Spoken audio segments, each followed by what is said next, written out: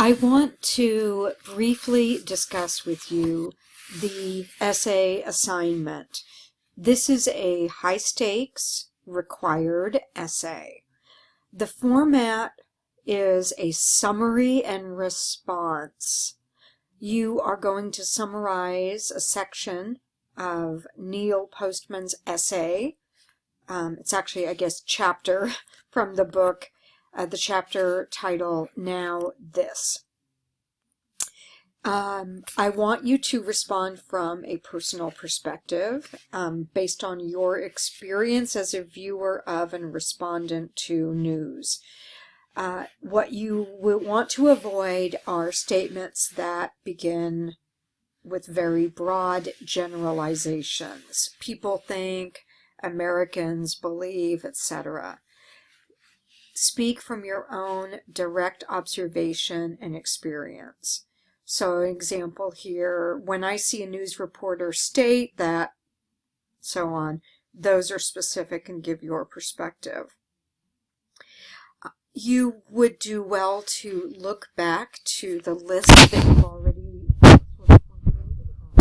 you need to know about from news journalists. All right, here's the assignment. Roughly 2 pages. You can write more than 2 pages, but no less, in which you will summarize and respond to Neil Postman's claims about disinformation. Those are found on page 107. Assume that the reader does not know what Postman means by this. So the first half of the essay should be a summary of the main points of Postman's essay and at least a good paragraph describing what he means by disinformation.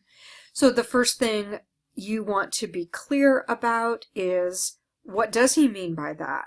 It is not misinformation, correct? In other words, when he says disinformation, he is pointing to something different than just being in possession of the wrong facts or the wrong information, as it were, okay? So the essay, the summary portion of the essay will be graded on your accuracy. You must demonstrate in this section a clear understanding of what he is saying, okay? Then in the second part of the essay, you're going to respond to Postman's claims about this, specifically addressing his concerns that we are losing our sense of what it means to be well informed. Ignorance is always correctable, but what shall we do if we take ignorance to be knowledge?